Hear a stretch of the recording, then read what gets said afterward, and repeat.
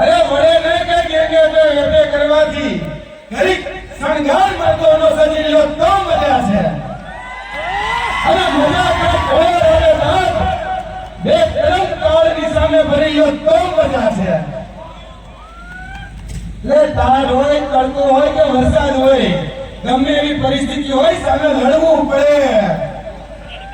ઇતિહાસ પહેલી માઈ કાંગલાઓનો નો લખાય. અરે માઈ કાંગલાઓનો ભૂગો 10 વર્ષે રહેવા નથી ને છાપડું ગોતવા નીકળી ગયા નથી.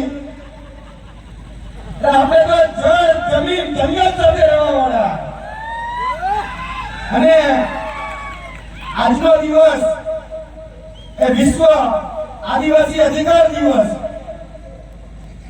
અત્યારે જોવા જાય તો વર્તમાન લોકશાહીમાં અધિકારનો પર્યાય અને આદિવાસી સમાજ. આ આદિવાસી સમાજ મેં જોયું છે. હું ગાંધીનગરમાં રહું છું છેલ્લા 13 વર્ષથી. જ્યારે પણ એની સાથે અન્યાય થતો હોય, સામાન્ય નાગરિક સાથે અન્યાય થતો હોય, કોઈ પ્રતાડિત થતો હોય, ત્યારે પેલો કોઈ જો વ્યક્તિ આવે ગાંધીનગરની અંદર પગ મૂકે તો એ હંમેશા આદિવાસી જ હોય. અધિકાર માટે હંમેશા ડંકીની ચોટ ઉપર લડ્યા છે. આપણા હથિયારો એ લોકશાહી પેલા ચોક્કસપણે તીર કાંટા ભાલા હશે એમાં હું ના જ કર પાડતો હોવા જ જોઈએ પેલા. પરંતુ આ આદિવાસી સમાજને હું કહેવા માંગુ છું કે વર્તમાન લોકશાહીના સમયમાં જો સાચું કોઈ તમારું હથિયાર હોય તો એ છે શિક્ષણ. શિક્ષણ એ સિંહણનું દૂધ છે જે પીસે ઢાળ નાખશે. અને યાદ રાખજો, તમારા સમાજનો, અમારા સમાજનો સાચો વિકાસ ક્યારે થાય?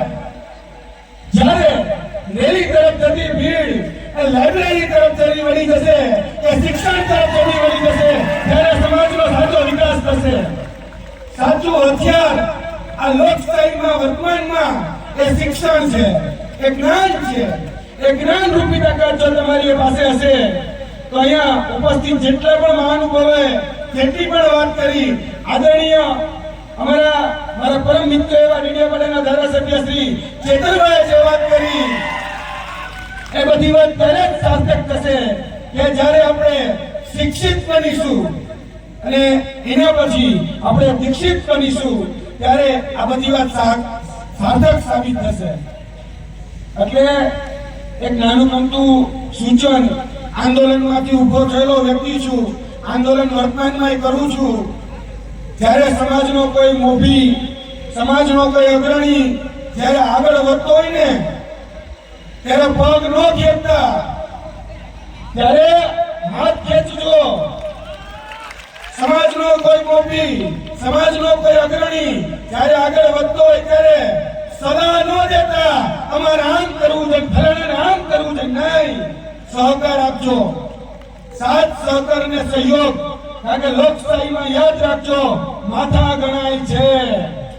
આ માથા ગણાવવાની લડાઈમાં સાથ સહકાર અને સહયોગની જરૂર છે. સલાહકાર મિત્રો ત્યાં બધા વડીલ વર્ગો આપણા બેઠા છે, એ સલાહ સૂચનો આપશે. આપણા અગ્રણીઓને, આપણા મોભીઓને સલાહ સૂચન આપનારા બેઠા છે. ત્યારે પણ આપણા હકની લડાઈ હોય, તમારા આદિવાસીનું ગીત છે ને કે હકની લડાઈ લડી લેવી પડે, ભયું હકની લડાઈ લડી લેવી પડે.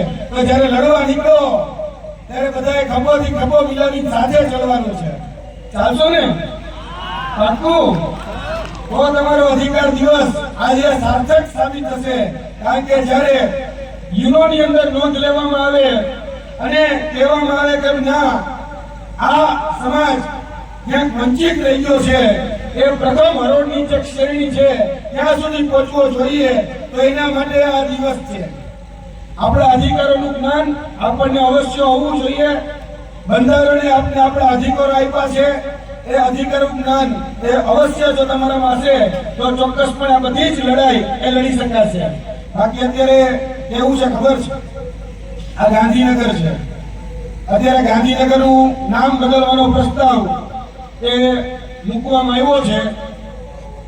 આ ગાંધીનગરની એક એવી શેરી નથી કે જેમાં ખાડો ન હોય. અરે ગાંધીનગરનું ખાડાનગર નામ રાખવાની ગણતરીઓ ચાલે છે. આ છે શાસન વ્યવસ્થા. અને બહુ દુઃખ સાથે કહું છું, મારા પરમ મિત્ર ગતરોજ એના પિતાશ્રી એક આ જ રીતે ખાડામાં પડી જવાથી બાઇક લઈને જતા હતા.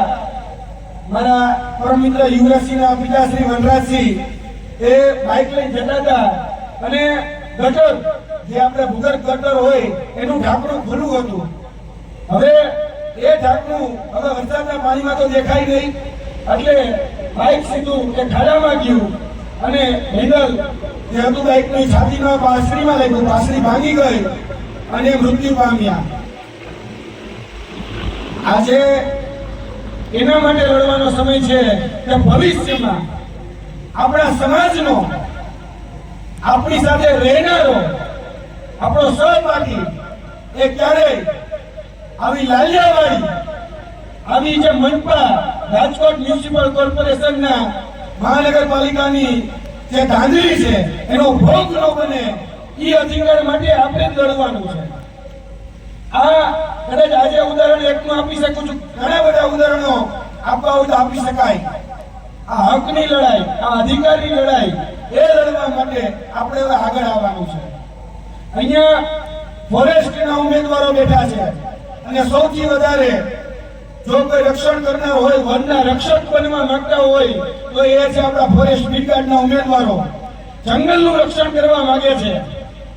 પરંતુ આજે આ બોડી સિસ્ટમ જે આ સામે જે વિધાનસભા દેખાય ને એની અંદર બેઠેલા જે આંકડાઓ છે ને એ આંકડાઓ આ વનને ચરી ખાય છે અને એના જે નેતાઓ જે છે એ આપણા બાળકોના ભવિષ્ય, આદિવાસી સમાજનું જે ભવિષ્ય છે એને પણ ચરી ખાય છે. એટલે એની જવાબ દેવાનો દિવસ એ વિશ્વ આદિવાસી અધિકાર દિવસ છે એમાં પણ છે. કારણ કે આપણા જ બાળકો આ બધી સ્પર્ધાત્મક પરીક્ષાની તૈયારી કરે છે અને આ જ પરીક્ષામાં આ બોડી સિસ્ટમને કારણે એ ક્યાંક ને ક્યાંક વંચિત રહી જાય છે. તો આ અધિકારો માટે પણ લડવું પડશે કે આપણા બાળકને આગળ લઈ જવા માટે જે સિસ્ટમ બનાવનાર જે આંકડાઓ છે એને હવે આ વિધાનસભામાંથી કાઢવા પડશે. બોલો, કાઢવા પડશે કે નહીં? કાઢવા છે ને? એટલે હવે કાઢવા માટે તૈયાર થઈ જજો. અહીંયા એક તો છે જ આપણી પાસે આદિવાસી આવત. અમે કાઠિયાવાડથી આવીએ અને જ્યારે જ્યારે લડાઈ લડાણી છે ત્યારે જોઈ લેજો જુગલ જોડી કેવી થઈ છે. અમારામાં આવેદન નિવેદન પછી આવશે જ નહીં, ડાયરેક્ટ એક્શન. સીધા જે ગાંધીજીની જે છેલ્લી લડાઈ હતી એ ડુ ઓર ડાય, કરો યા મરો. બીજું અમને કઈ આવડતું નથી. અરે ભાઈ, અમે તો એ હાવત છીએ કાં તો ઘોડા પાડી દઈ અને કાં ઘોડા ઉપાડી દઈ. અને અમે છેલ્લી વાત કરીને મારી વાતને વિરમું છું. હાવત છે ને, હાવત એ આદિવાસી વિસ્તારમાં હોય કે અમારા ગીરના વિસ્તારમાં હોય, પણ હાવત બગડે ને તો 52 ગામ ફફડે. હાવત બગડે તો જંગલ ફફડે. હાવજ બગડે તો જંગલ ફફડે અને બાપુ બગડે તો 52 ગામ ફફડે. એના જેવો છે આપણે. એટલે આપણે આખું જંગલ ફફડાવવાનું છે. આપણું છે જ આ જંગલ જ છે. કોઈ આપણા અધિકારો ઉપર, કોઈ આપણા હકના રોટલા ઉપર જો તડાપ મારતું હોય ને તો પછી મોઢું ધોવા માટે એ જવાય નહીં અંદર, આમી છાતી આવીને લડી લેવાય. એટલે મોઢું ધોવા જતા નહીં. બસ એટલી તમને વિનંતી, શિક્ષિત બનો, દીક્ષિત બનો, તમારા અધિકારો પ્રત્યે તમે સજાગ બનો. તમારો હકનો રોટલો કોઈ છીનવી જતું હોય તો પછી એમાં રાણાની રીતે જ હોય કે પછી એમાં મોઢું ધોવા જવાનું થતું જ નથી. એટલે લડી લેવાનું થાય. એટલે લડી લેવા માટે તૈયાર રહેજો. અત્યારે આ પરમ કૃપાળુ પરમાત્મા ઈશ્વર ઇન્દ્રદેવ ની કૃપા જે તમારા ઉપર વરસી જ રહી છે. આ ભગવાનના આશીર્વાદ છે તે તમારા ઉપર અત્યારે વરસી રહ્યા છે. એટલે આનાથી ભાગો નહીં, આનો સામનો કરો અને સાથે લઈને ચાલો. તમારી જે જીત છે, તમારા અધિકારો જે છે એ તમને અવશ્ય મળશે. જય હિન્દ, જય ભારત, જય જોહાર.